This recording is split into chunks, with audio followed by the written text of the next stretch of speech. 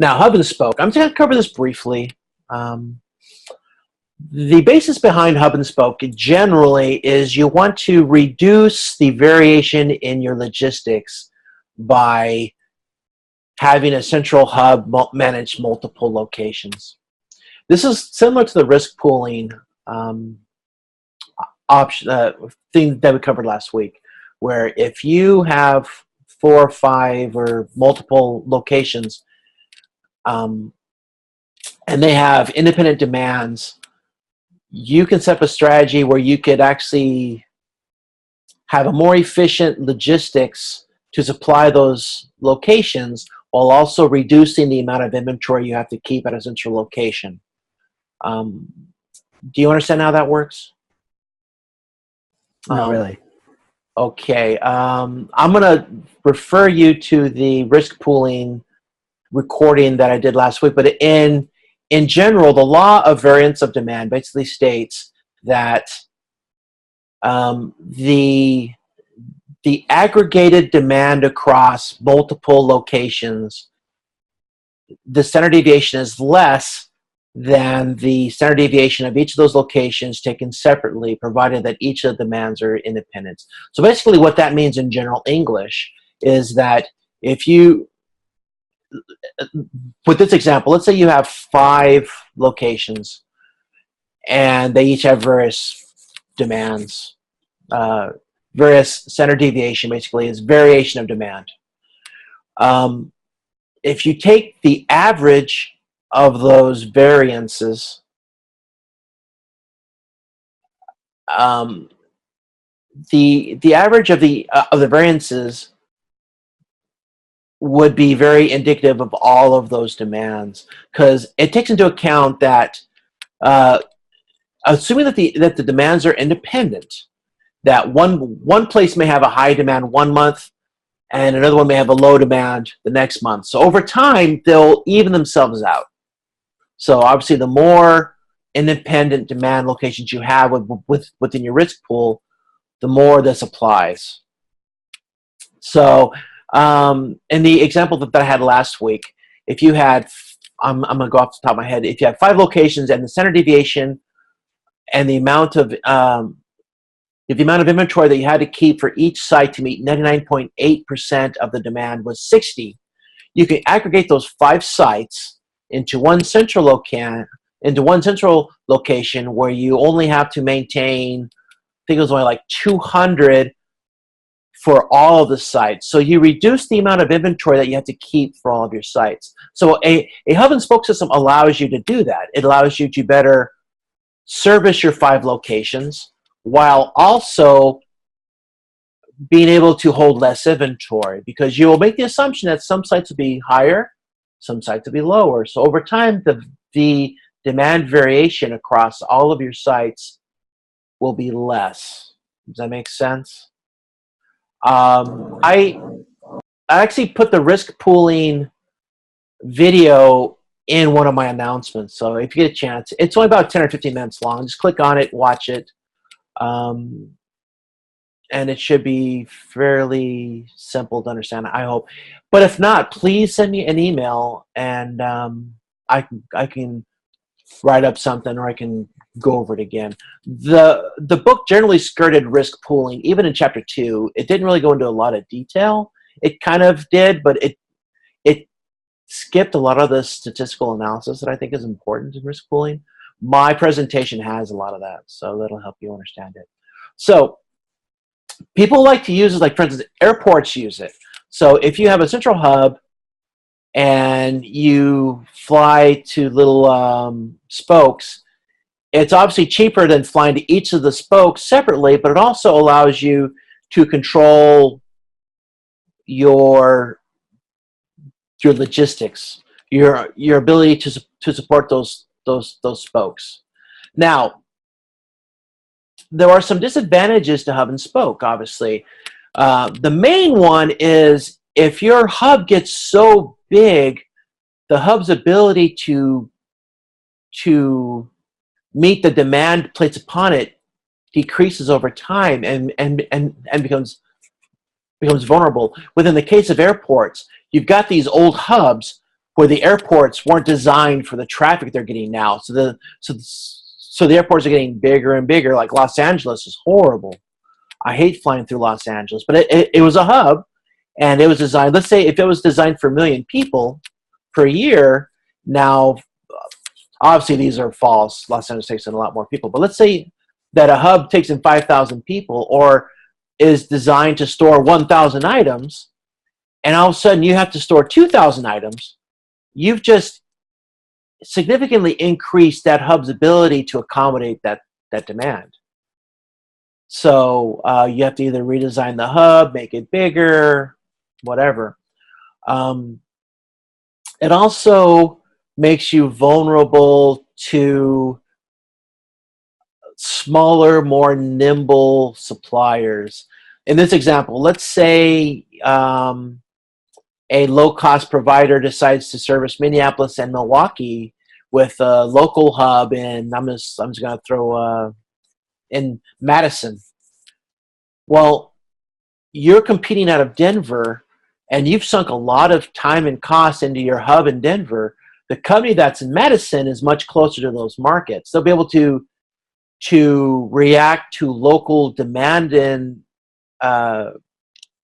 demand fluctuations much better than you will, because they're closer to the market.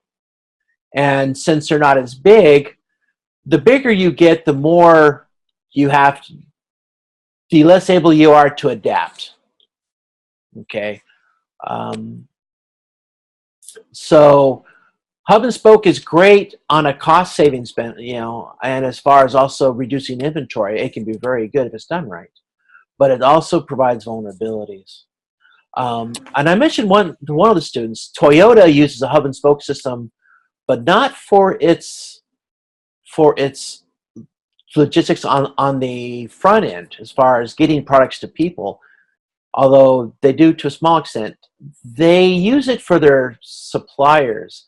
And I gave an example in one of the discussion questions about when Fukushima hit, when that tsunami hit, and the earthquake wiped out a whole bunch of their suppliers. Toyota was impacted heavily, but Toyota is different than traditional Western manufacturers in which they believe in multiple suppliers for their product lines. Whereas in the West, our decisions on suppliers is mostly cost driven. We'll give one company all of our business because we want the lowest price for that product possible. Well, Toyota kind of does that also, but they're more about flexibility. So what they'll do is they say, hey, we may pay a little bit more for our carburetors. Well, actually, they don't use carburetors anymore. Our fuel injection than Ford does, but over time, we'll make up that difference in our flexibility to meet demand. So there was a case study that I read a while back where they, when the tsunami hit and it destroyed a lot of their capacity to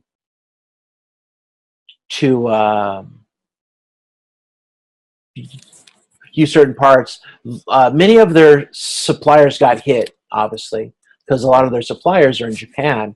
But because they had so many suppliers for each product, they were able to say, hey, look, I know you won't be able to give us 100 units, but we have a whole bunch of these other guys. Give us what you can.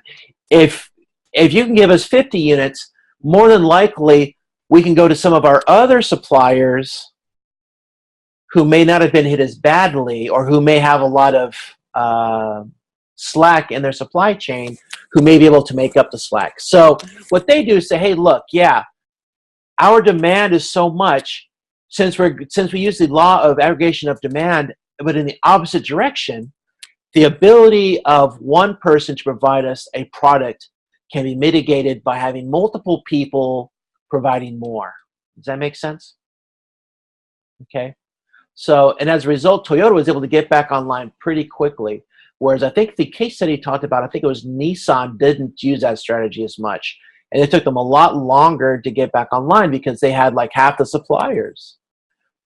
The more suppliers you have, the more flexible you are in saying, hey guys, I need an extra 50 units. Who here can provide the extra 50 units? And then you're more likely to find a company that'll be able to provide that. I just noticed that San Francisco spelled wrong. Huh, interesting. Oh well. So, does that make sense? Yeah, it does. The genesis of my question was because I was reading an article in Fortune magazine about CSX. This new CEO, he's got this thing called precision railroading where he's doing away with the hub and spoke system and doing like direct. He closed down 8 of their hubs and he's doing direct from, their supplier to the. Sure, sure. And I was trying to understand, well, how does that help Okay. them? Well, I'm going to pivot a little bit to talk about the history of hub and spoke. Hub and spoke came out due to the industrial age, where all of a sudden you had factories who were able to massively increase production literally overnight. In the UK, which is where the Industrial Revolution started, it was very easy for them because all of their factories are very close to each other. England's not a very big island. Okay. Japan has a similar benefit. But when you went to the United States they were about 100 years behind the party.